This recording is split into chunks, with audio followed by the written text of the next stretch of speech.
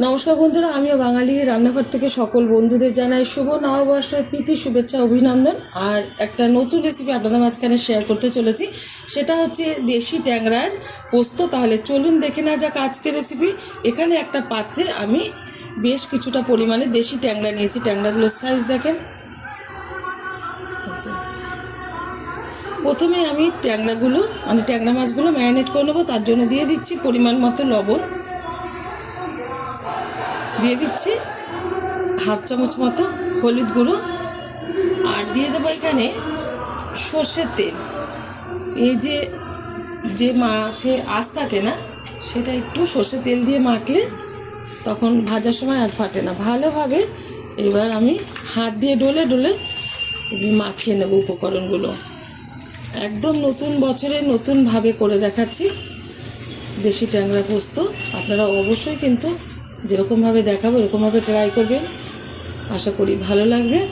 ভালোভাবে মাখা হয়ে গেছে। আর এদিকে আমি একটা এই যে সর্ষের যে পাউডার কিনতে পাওয়া যায়, সেটা একটু জলে গুলে রেখেছি। এটা আমি ছেঁকে ব্যবহার করব। এই যে এখানে একটা মিক্সিং জার নিয়েছি, এর মধ্যে দিয়ে দেব আমি পোস্ত। বেশ কিছুটা পরিমাণে পোস্ত ব্যবহার করলাম। দিয়ে দিচ্ছি কিছুটা পরিমাণে কাজু আর পোস্তটা আমি একসাথে মিক্সিতে পেস্ট করে নেব। ঢাকনা লাগিয়ে দিচ্ছি। এবার পেস্ট করে নিচ্ছি। ট্যাংরা মাছগুলো ভাজার জন্য ওভেনে কড়াই বসিয়ে তাতে দিয়ে দিয়েছি বেশ কিছুটা পরিমাণে সাদা তেল। তেলটা গরম হয়ে গেছে। তেলের মধ্যে সামান্য পরিমাণে একটু হলুদ দিয়ে দেবো যাতে ছিটে না আসে। আমি দুটো করে ট্যাংরা মাছ ভেজে নেব, বেশি দেবো না যেহেতু অনেকটা বড়। ছেড়ে দিচ্ছি তেলের মধ্যে, ঢেকে দিচ্ছি, নাহলে খেতে উঠবে। মাছগুলো কিন্তু আমি উল্টে দিয়েছি, একটু দেখাচ্ছি। ফটফট করে ফুটছে, এখনও আছে না। যতই তেল মাখাই না কেন এই মাছ কিন্তু ফুটবেই। ভালোভাবে ভাজা হয়ে গেলে তুলে নেবো একটা পাত্রে। সেমভাবে যে মাছগুলো বাকি আছে সেগুলো ভেজে নেব। মাছগুলো কিন্তু সুন্দরভাবে ভেজে নিয়েছি, দেখাতে পারিনি কারণ খুব ফোটা শুরু হয়ে গেছিলো। খুব কষ্ট করে ভেজে নিয়েছি। আর এখানে এই যে মাছ ভাজার পর অনেকটা পরিমাণে তেল ছিল, তেলটা কমিয়ে পরিমাণ মতো তেলটা ব্যবহার করছি। দিয়ে দিচ্ছি এখন এই তেলে কিছুটা কালো জিরে ফোড়ন,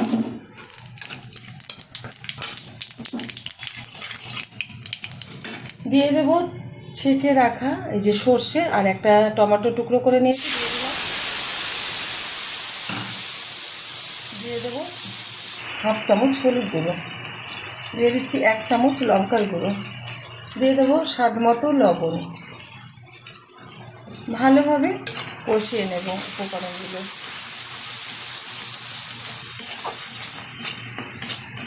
বেশি কষানো যাবে না এই কারণ সর্ষে বেশি কষালে তিতো হয়ে যায়। এখন এর মধ্যে দিয়ে দেবো পেস্ট করে রাখা এই যে পোস্ত আর কাজু বাদাম, দিয়ে দেবো একটু ধুয়ে রাখা জল। এখন দেবো না, একটু নাড়িয়ে নিই, তারপরে দেবো।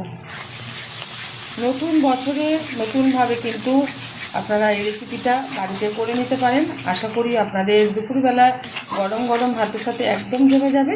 আমার এই রেসিপি যদি আপনাদের ভালো লেগে থাকে আপনারা অবশ্যই চ্যানেলটিকে সাবস্ক্রাইব করবেন, লাইক করবেন, শেয়ার করবেন। আর এরকমভাবে গরম ভাতের সাথে দেশি ট্যাংরা পোস্ত বানিয়ে খেয়ে দেখবেন। আশা করি খুব ভালো লাগবে বড় থেকে ছোট প্রত্যেকে। বেশি কষালাম না, দিয়ে দিচ্ছি পরিমাণ মতো জল।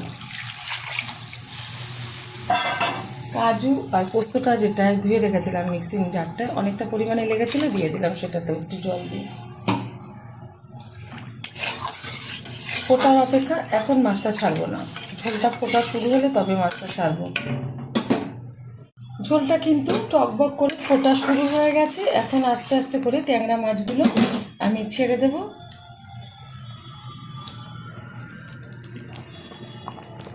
আমি আস্তে আস্তে তুলে ছেড়ে দিচ্ছি, নাহলে ভেঙে যাওয়ার ভয় আছে।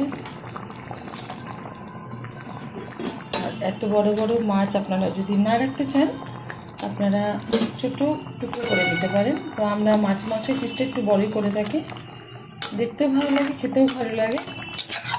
মাছ বেশি টুকরো করে করা হলে তার কাপটা ছোট হয়ে যায়, তখন বাঁচতে ভীষণ কষ্ট হয়। সেই কারণে আমি একটু মাছের পিসটা বড় বড়ই সবসময় রাখি। দিয়ে দিচ্ছি কুচিয়ে রাখা ধনেপাতা।